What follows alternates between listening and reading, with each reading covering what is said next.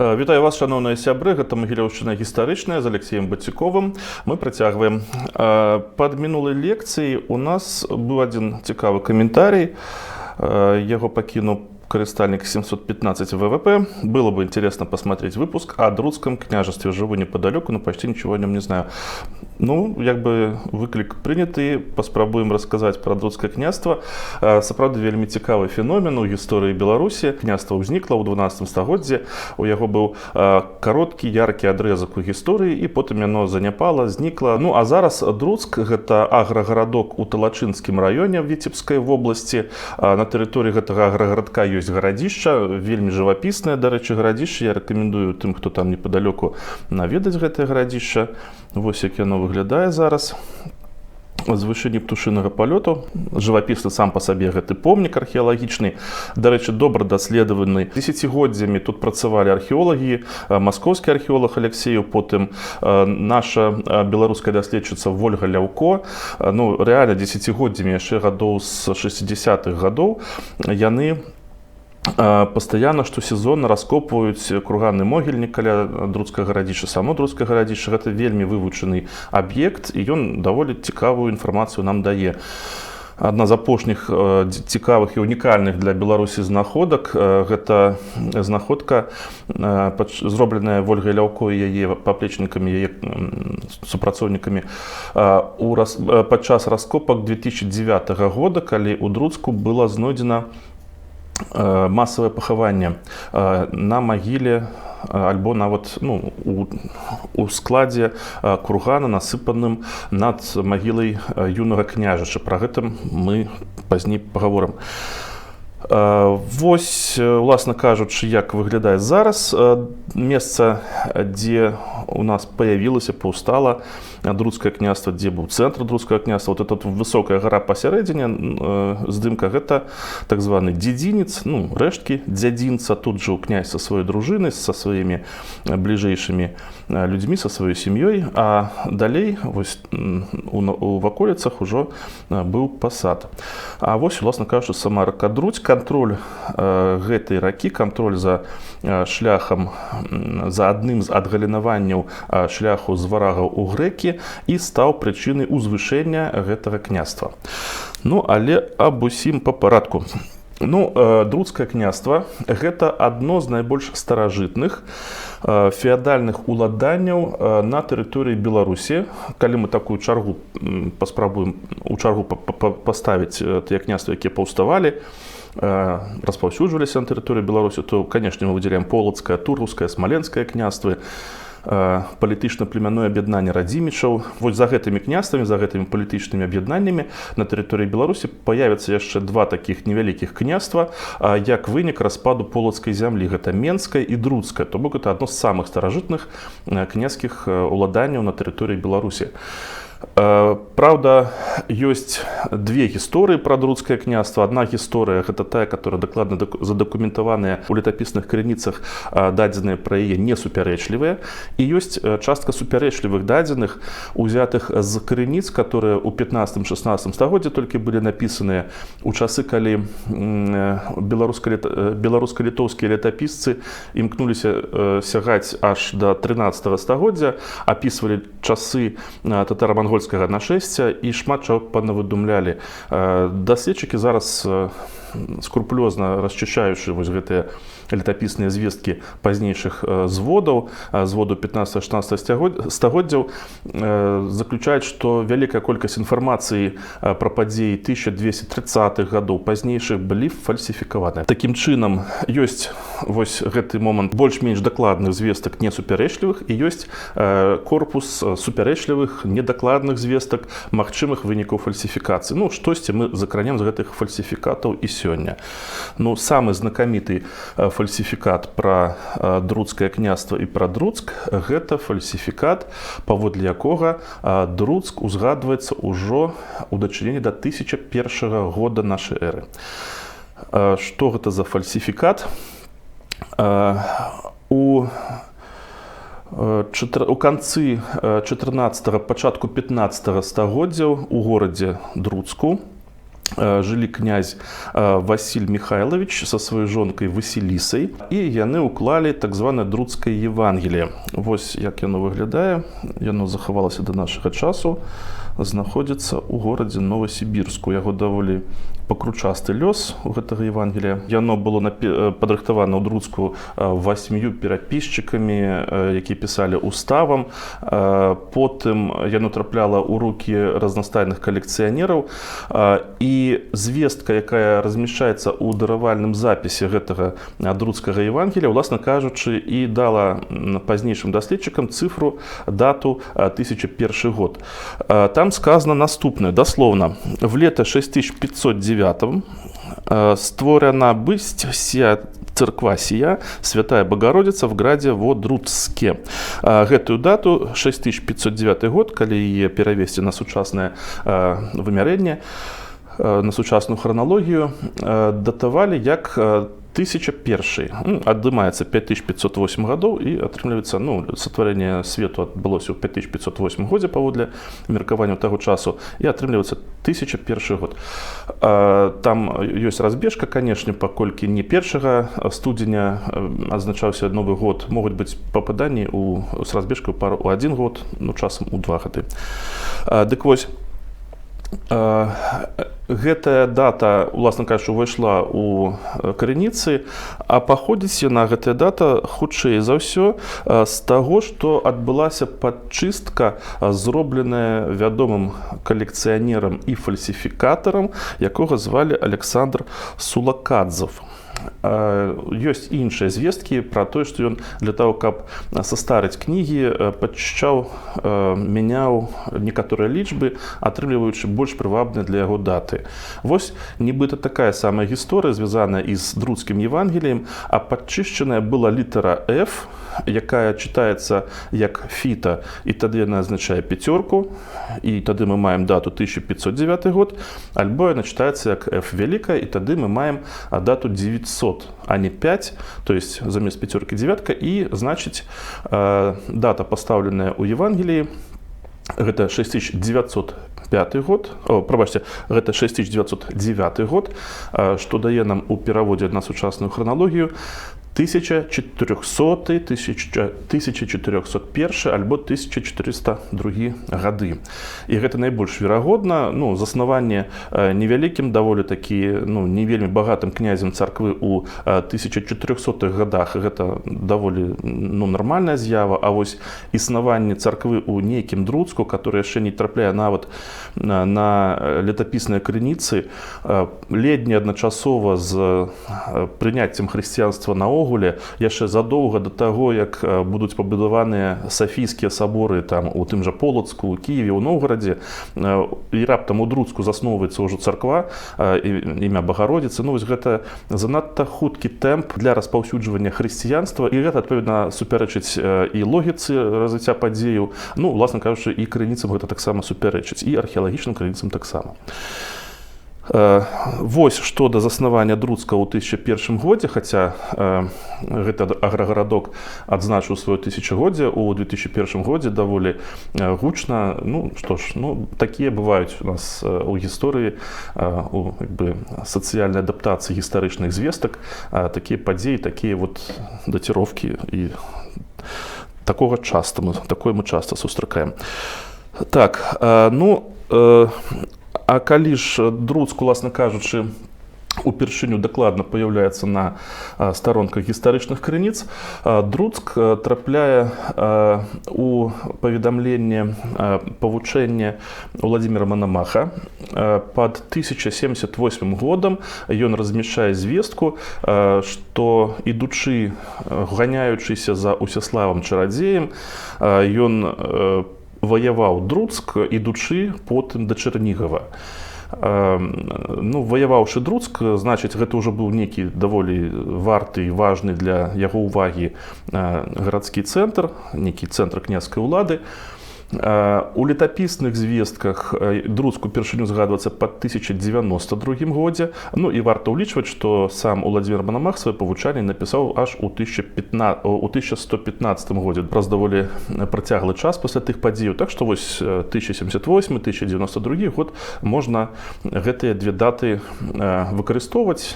Ну а конкретно абапірацца лепш на дату 1092, трапленне ў летапісныя крыніцы.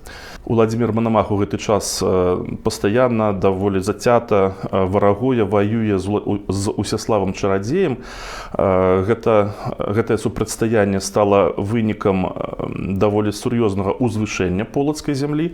Зараз мы пра гэта таксама скажам і ў кантэксце развіцця друцкага княства. Такім чынам, узнікненне Друцка стала і ўзвышэнне Друцка стала вынікам развіцця полацкай зямлі гэтага часу. Крыху вернемся назад, крыху кранемся, уласна кажучы, гэтага працэсу. Ён нам раскрые таксама і прычыну вось паяўлення тут такога княства. Своеасаблівасць развіцця полацкай зямлі гэтага часу заключаецца ў тым, што полацкая зямля мела сваю уласную княскую дынастыю. Прычынай такога выдзялення гэтай княскай дынастыі стала тое, што фактычны заснавальнік гэтай дынастыі, сын Рагнеды і Уладзіміра Святаславіча, унук Рагвалода Полацкага, ён памёр раней, чым памёр яго бацька Уладзімір, святой Уладзімір Святаславіч.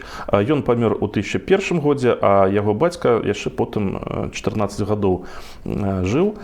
Дзеці Ізяслава ўжо не маглі прэтэндаваць на кіеўскі стол, а на гэты самы кіеўскі стол сталі прэтэндаваць жывыя дзеці самого Уладзіміра. У выніку дзеці Ізяслава цяпер па сутнасці прэтэндуюць ужо на землі ў межах сваёй уласнай вотчыны, у межах земель Ізяслава, у межах полацкай зямлі. Гэта адначасова пазбаўляе іх прэтэнзій на кіеўскі стол, але адначасова пазбаўляе іх і трывогі, што на іх тэрыторыю, на іх землі будуць сквапіцца прадстаўнікі кіеўскай лініі. Хаця супярэчнасці паміж кіеўскімі князямі і полацкімі князямі адсюль толькі пачнуцца. Кіеўскія князі несупынна будуць патрабаваць ад Полацка уключэння ў свае працэсы, у тым ліку і замежныя палітычныя працэсы. Будуць пасылацца полацкія князі, напрыклад, у Візантыю на службу ў якасці кіеўскіх васалаў. Але ўсё ж такі тэндэнцыя на адасабленне пачынаецца менавіта з гэтага моманту, і прычына тут дынастычная. Росквіту полацкае княства дасягае, безумоўна, пры Усяславе Чарадзеі, пры унуку Ізяслава, які княжыў на полацкім стале 57 гадоў з перапынкамі. Ён займаў нават і кіеўскі стол, але не, уласна кажучы, з выніку уласных прэтэнзій, а у выніку таго, што кіеўская знаці, кіеўскі народ яго паставіў князем. Гэта вядомая гісторыя. Дык вось палітыка Усяслава Брачыславіча заключалася ў тым, каб кантраляваць адгалінаванне шляху з варагаў у грэкі, якое ішло па заходняй дзвіне. Вось гэтая сіняя лента. Вось гэтая лента па заходняй дзвіне і адгаліноўвалася потым па Друці ў Днепр, па Бярэзіне, власна кажучы, непасрэдна ў Днепр.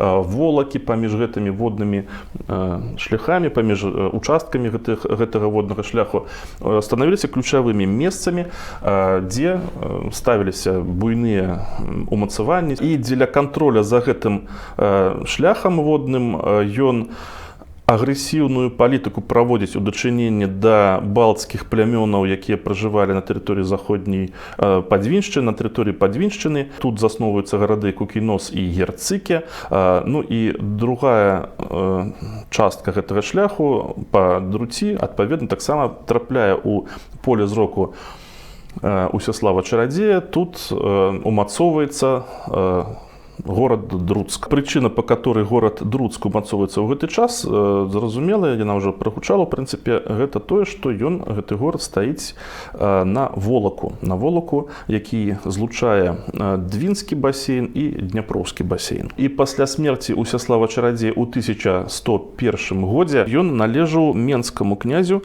сыну Усяслава Брачыславіча, Глебу. У гэты ж час, у час княжання Глеба Менскага, працягваецца варажнеча паміж кіеўскімі князямі і князямі, якія прадстаўляюць полацкую зямлю. У гэты ж час Друцк захопліваўся кіеўскімі князямі, у прыватнасці у 1128 годзе ён быў захоплены, але застаўся ў складзе полацкай зямлі. Уласна, у 1146 годзе паяўляецца ўжо само па сабе друцкае княства. Яно было аддадзена унуку Глеба Менскага, Глебу Расціславічу. Так, вось мы з вами бачым тэрыторыю Друччыны і друцкага княства, трошки ўжо ў пазнейшы час, канешне. І гэта тэрыторыя ахоплівае сучасную тэрыторыю Круглянскага района, магчыма, часткі Бялыніцкага района, таксама Талачынскі район і, па-моему, Крупскі район Міншчыны.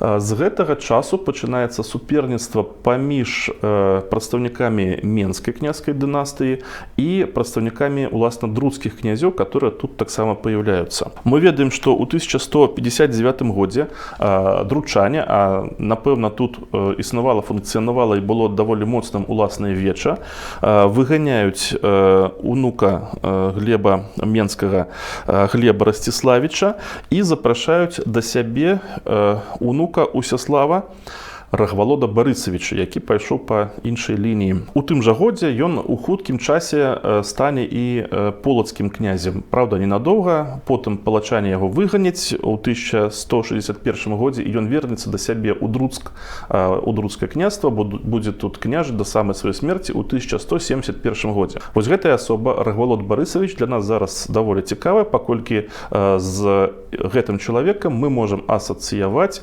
росквіт і ўзвышэнне, уласна кажучы, друцкага княства. А пасля яго смерці мы ўжо будзем бачыць яго паступовы заняпад.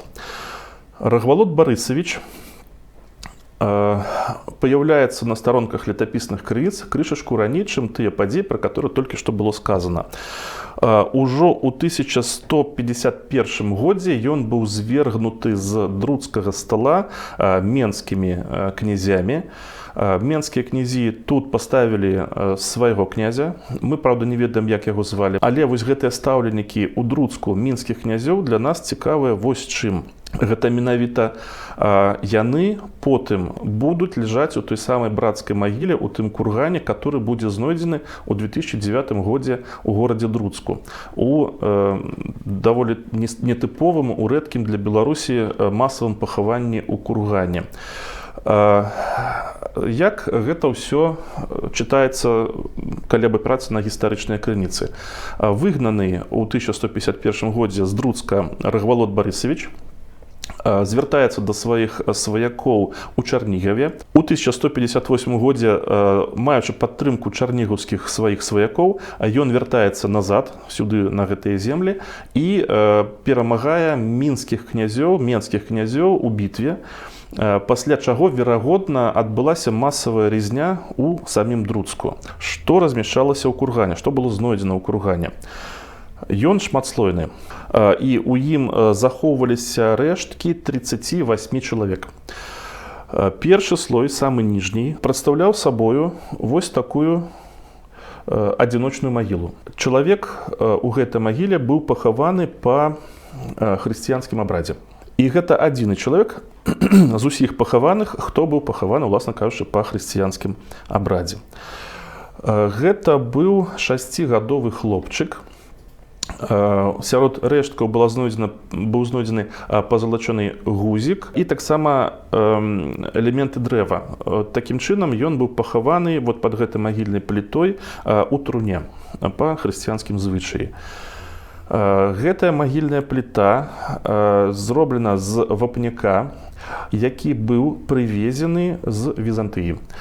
Падобныя надмагільныя пліты сустракаюцца таксама у пахаваннях галіцка-валынскай зямлі прыблізна сінхроннага гэтага ж самага часу. І вось гэтае пахаванне пад надмагільнай плітой, пахаванне ў труне унутры кургана і уяўляе сабой першую загадку вось гэтага самага знакамітага друцкага кургана. Потому што мы маем хрысціянскае пахаванне, зробленае ўнутры паганскага пахавання. Па сутнасці, курган гэта ёсць класічны варыянт паганскага пахавання. Хрысціянскія пахаванні бескурганныя. Так, гэта першы слой гэтага кургана, гэта першы слой гэтага пахавання. Далей над і вакол гэтага пахавання знаходзіліся парэшткі некалькіх чалавек, мужчын, вельмі высокага росту для свайго часу, прыблізна пад 2 метры ростам.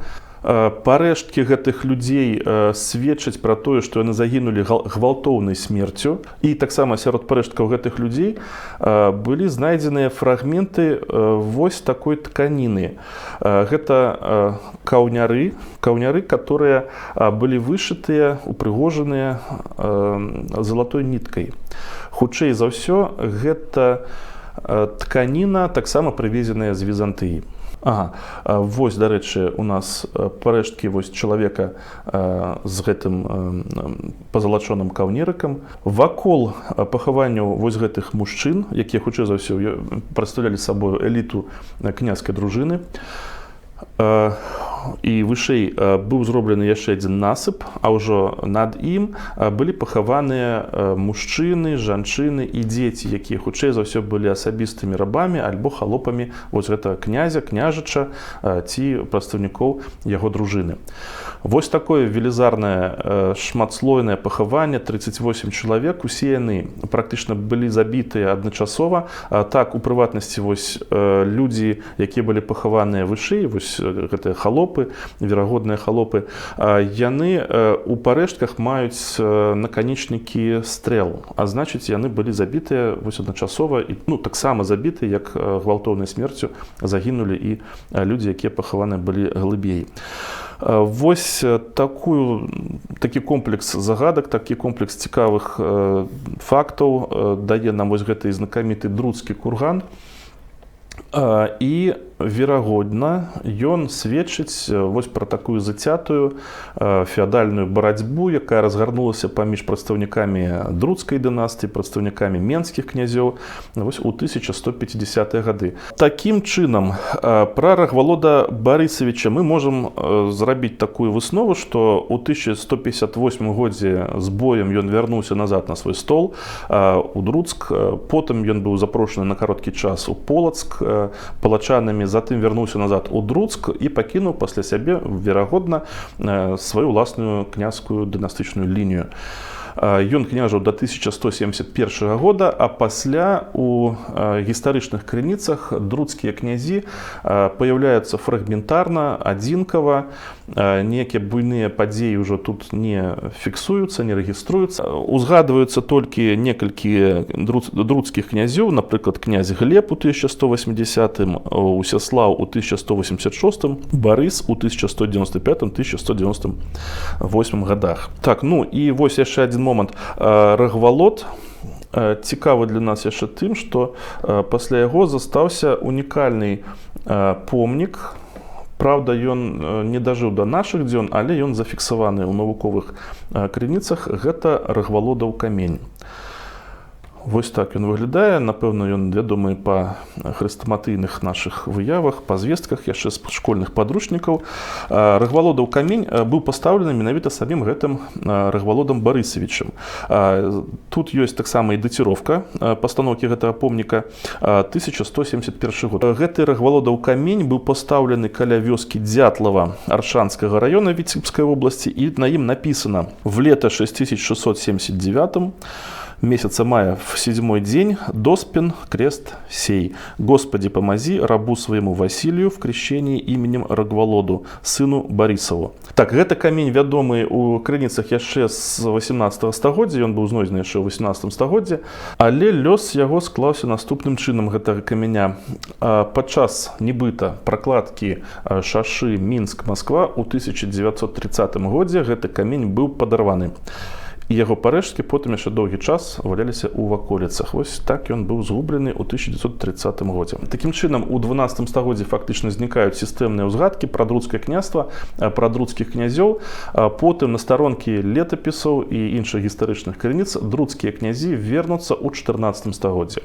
Даследчыкі зараз не валодаюць ніякай інфармацыі, каб заключыць, друцкія князі 14 стагоддзя і пазнейшыя гэта прамыя нашчадкі тых князёў Рагвалодавічаў, Володавічаў, альбо гэта ўжо іншыя ўладальнікі самого мястэчка Друцка, і атрымалі яны сваё гэтае найменне друцкія князі па тым, што валодалі Друцкам.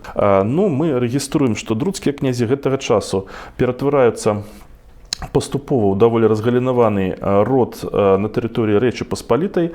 Яны валодалі вось такім гербам, меч абернуты рукояткай даверху з 4 паўмесяцамі па баках.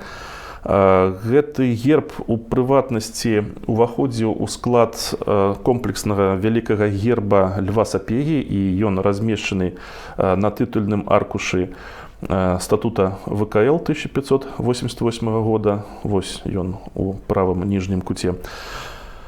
Прадстаўнікі друцкай дынастыі увойдуць у вялікую колькасць розных магнацкіх шляхецкіх радоў, але, што цікава, паступова гэты род абсалютна забудзе, уласна кажучы, сваё паходжанне.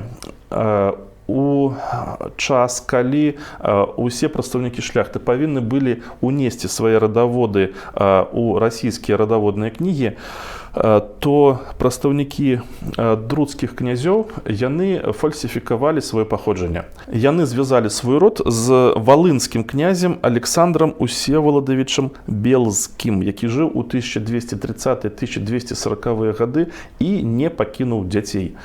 Прадстаўнікі князёў друцкіх лічылі, што у таго князя быў сын Раман, які не фігуруе ў летапісных крыніцах, але яны ад яго вялі свой род, што, власна кажучы, з'яўлялася фальсіфікацыяй.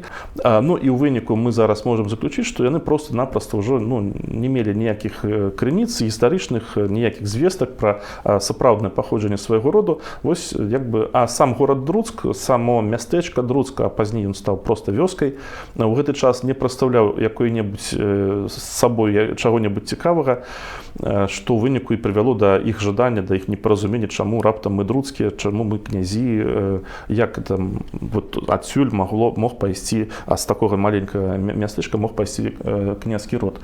Так, ну а прычынай заняпаду Друцка гэтага часу стала, як можам меркаваць, стала перанясенне гандлёвых шляхоў.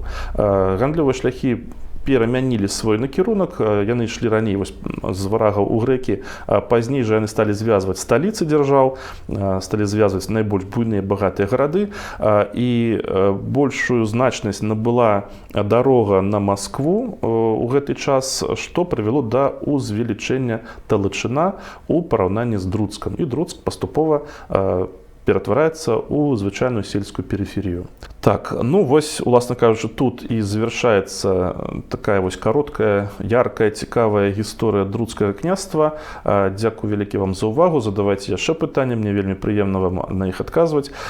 Будьце з намі, усяго добрага.